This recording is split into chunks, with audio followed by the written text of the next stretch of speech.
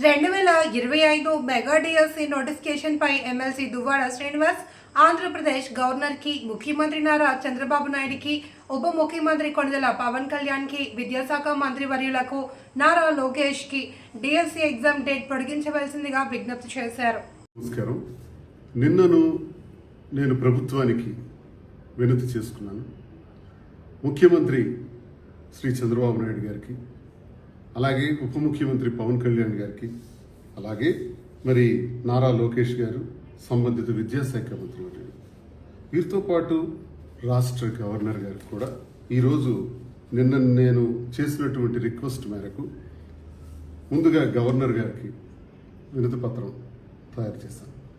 అన్ని డిమాండ్స్తో కూడా, ముఖ్యంగా డిమాండ్స్లో నోటిఫికేషన్కి 90 రోజులు సమయం ఇచ్చి తీరాలని, ఎస్సీ ఎస్టీ బీసీ వాళ్ళకి పూర్తిగా కోచింగ్ ఇవ్వలేదు కాబట్టి 30-40 రోజులు ఇచ్చే ఈ డిఎస్సి నోటిఫికేషన్ ఇచ్చేస్తున్నారు కాబట్టి వాళ్ళకి 90 రోజుల కోచింగ్ కూడా పూర్తి చేయాలని, ఎస్జిటి సిలబస్ ప్రాప్తి మేరకు 3వ తరగతి నుంచి 10వ తరగతి సుమారు 70 నుంచి 90 పాఠ్య పుస్తకాలు చదవాలి కాబట్టి అందులో దీనికి సంబంధించినటువంటి మెథడాలజీకి సంబంధించినటువంటి మెటీరియల్ కూడా బాగా స్టడీ చేయాలి కాబట్టి వాటికి కూడా ఒత్తిడికి తట్టుకోలేక చాలామంది నానావస్థలకు గురవుతున్నారు, తీవ్రమైన మనస్తాపానికి గురవుతున్నారు.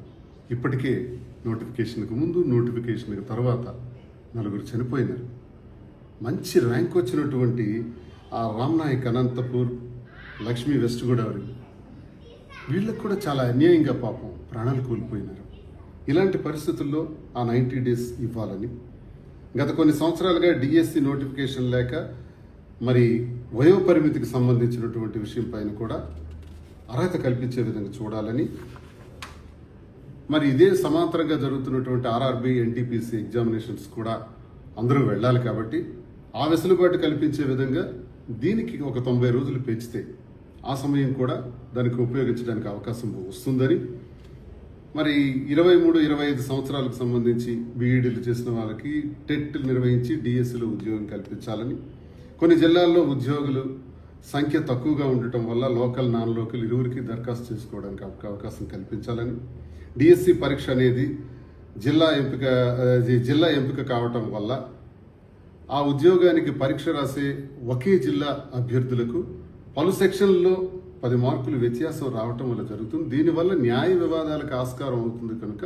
నెగిటివ్ మార్కులు లేని నార్మలైజేషన్ ప్రక్రియ విధానం శ్రేయస్కరం కాదని, మరి మే 30వ తేదీ నుండి జూన్ 5 వరకు పరీక్ష హాల్ టికెట్స్ కూడా ఇచ్చేయడానికి రెడీ అయిపోయారు.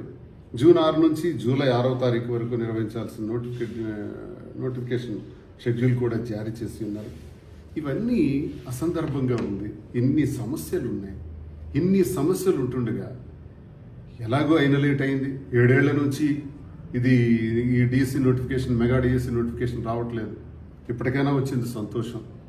నేను ఈ ప్రభుత్వానికి ధన్యవాదాలు తెలియజేస్తూ, ఇచ్చిన నోటిఫికేషన్లో అందరికీ అనుకూలంగా ఇవ్వండి. మీరు ఇష్టానుసారంగా ఇలా చేయటం వల్ల లక్షలాది మంది విద్యార్థులు ఈ డిఎస్సి చేస్తే టీచర్ అవుతామని ఆశించి చేసినవారు, వీళ్ళందరూ బడుగు బలహీన వర్గాలకు చెందినటువంటి వారు, కడు పేదవారు.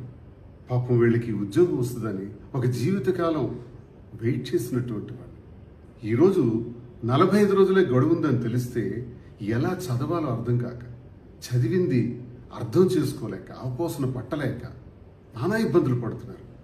45 రోజుల్లో ఈ సిలబస్ 90 పుస్తకాలు నేను పూర్తి చేయగలుగుతానా అని ఒక ఒత్తిడికి గురవుతున్నారు. మానసిక ఒత్తిడికి ఎప్పుడైతే మనం గురి చేస్తామో దానికి శిక్ష చాలా సివియర్గా కూడా ఉంటుంది.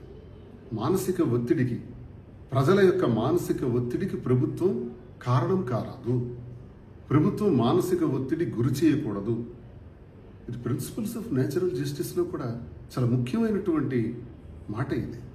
దీన్ని విస్మరించి మానసిక ఒత్తిడికి గురి చేసే విధంగా ఉంది ఈ నోటిఫికేషన్.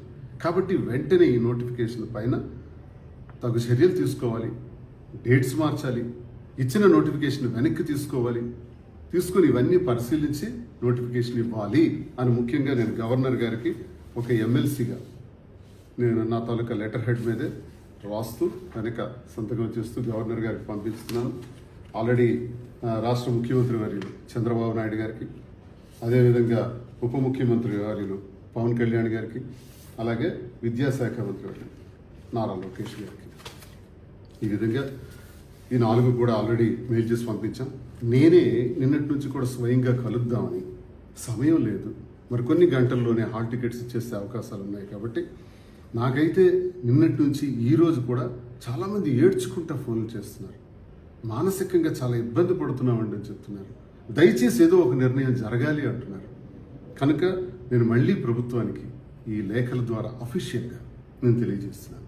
గవర్నర్ గారు కూడా నేను ఈ లేఖను పంపిస్తూ దయచేసి రాష్ట్రంలో ఉన్న పరిస్థితి మీద మీరు ప్రత్యేకమైన దృష్టి సారించాలని గవర్నర్ గారిని కోరుకుంటున్నాను, సంబంధిత అధికారులకు కోరుకుంటున్నాను.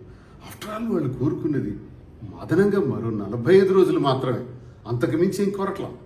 ఒక 45 రోజులు సమయం ఇవ్వటానికి మన ప్రాణాలు ఏమైనా పోతాయా? ప్రభుత్వానికి అది ఎంత పని, ఎంత చిన్న విషయం. ఈ చిన్న విషయానికి కొన్ని లక్షల మందికి ఎందుకు మానసిక శోభకు గురి చేస్తున్నారు? నాకు ఇది తీవ్రమైనటువంటి నాకు కూడా బాధ కలిగిస్తుంది. ఈ బాధతోనే నేను వ్యక్తిగతంగా మాట్లాడుతున్నాను. నేనేమి రాజకీయ పరంగా మాట్లాడలా. నేను ఎమ్మెల్సీ అయినా